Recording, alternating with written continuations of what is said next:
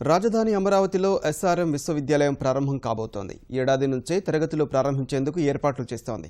SRM సంస్థకు 200 ఎకరాల స్థలాన్ని ప్రభుత్వం కేటాయించింది. నాణ్యమైన విద్యను అందించాలన్న లక్ష్యమని విశ్వవిద్యాలయ ప్రతినిధులు చెబుతున్నారు.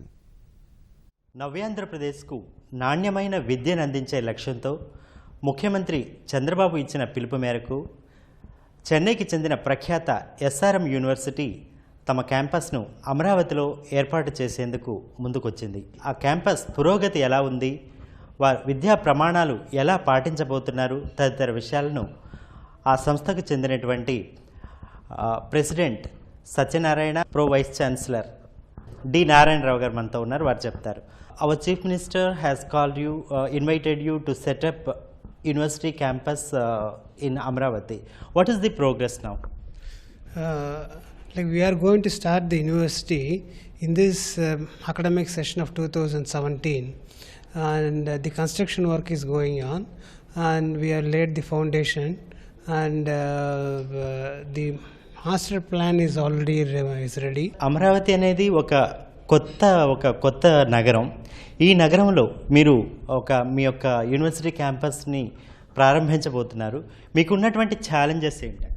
ఆంధ్రప్రదేశ్ ముఖ్యమంత్రి చంద్రబాబు నాయుడు గారి కోరిక మేరకు ఆంధ్రప్రదేశ్ ప్రైవేట్ యూనివర్సిటీస్ యాక్ట్ క్రింద ఎస్ఆర్ఎం సంస్థ ఎస్ఆర్ఎం యూనివర్సిటీని అమరావతిలో ఎస్టాబ్లిష్ చేయబోతోంది. దీనికి గాను ఆంధ్రప్రదేశ్ ప్రభుత్వం 200 ఎకరాల స్థలం కేటాయించారు. మేము కన్స్ట్రక్షన్ స్టార్ట్ చేశాము. దేశంలోని ప్రఖ్యాత కన్స్ట్రక్షన్ కంపెనీకి ఈ కాంట్రాక్ట్ ఇవ్వడం జరిగింది. జూలై ఆఖరకు 2 లక్షల చదరపడుగుల మేరకు నిర్మాణాన్ని పూర్తి చేస్తారు. అమెరికా వెళ్ళి కొన్ని యూనివర్సిటీస్ విజిట్ చేశాం. అక్కడి నుంచి ఫ్యాకల్టీ మెంబర్స్ని తీసుకురావడానికి ప్రయత్నాలు జరుగుతున్నాయి. కొన్ని రెప్యూటెడ్ యూనివర్సిటీస్తో కొలాబరేషన్స్ ప్రయత్నిస్తున్నాం. ఉదాహరణకు MIT, Stanford, university of California Berkeley, CMUలతో చర్చలు జరుగుతున్నాయి. NTU సింగపూర్తో కూడా చర్చలు జరుపుతున్నాం. వీటి నుండి కొన్ని యూనివర్సిటీస్ కొలాబరేషన్ని ఖచ్చితంగా ఎస్టాబ్లిష్ చేస్తాం. World class higher education provide చేయడానికి ప్రయత్నిస్తున్నాం.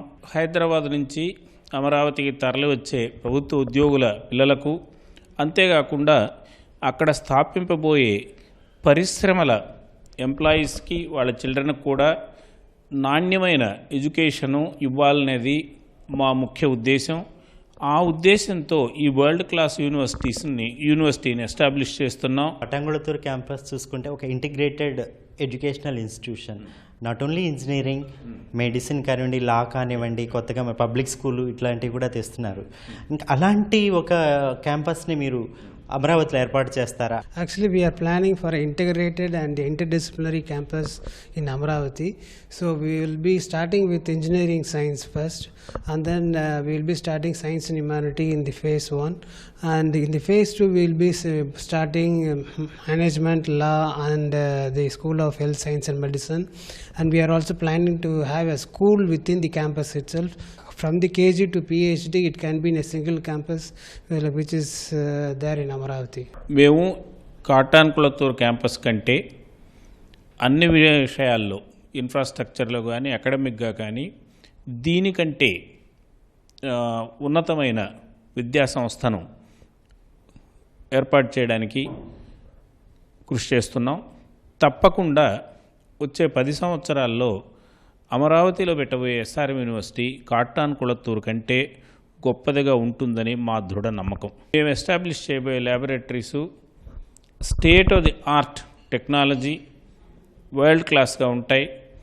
విద్యార్థులకు ఆ ల్యాబొరేటరీస్ ద్వారా ఉన్నతమైన నైపుణ్యాన్ని, శిక్షణను ఇవ్వగలం.